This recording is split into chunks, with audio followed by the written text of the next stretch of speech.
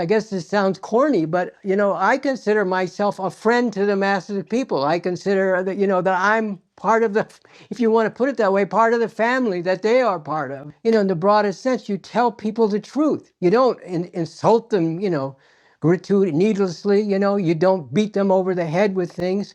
You don't, you know, force things on them, you know, you try to convince people, and you listen to people, you know, because you're not always right either.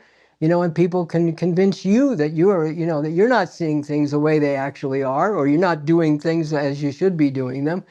But that's the process that should go on, both, you know, in terms of your personal relations with people, but, you know, much more importantly, because it has much greater effect in terms of how you proceed in the larger society, in the larger world.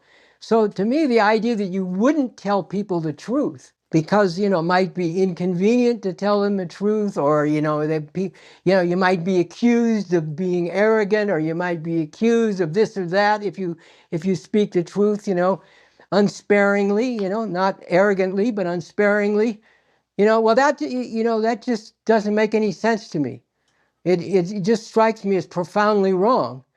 So you know, as I've said, I haven't hesitated, and I won't hesitate to tell people, you know, the truth about important things that they need to know, you know, because they do need to know them, and, you know, and then you listen to people and you go back and forth, you know, and you work through things. But the idea that you'd hold back because, oh, you know, you're from this identity or that. Yeah, look, there's a lot of arrogance that people get by being in a superior position over other people.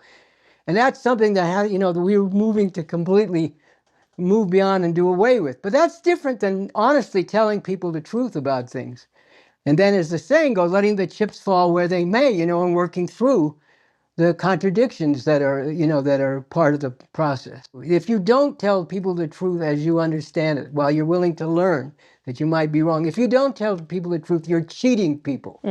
You're depriving them of an understanding they really need to have, especially if it's about anything important.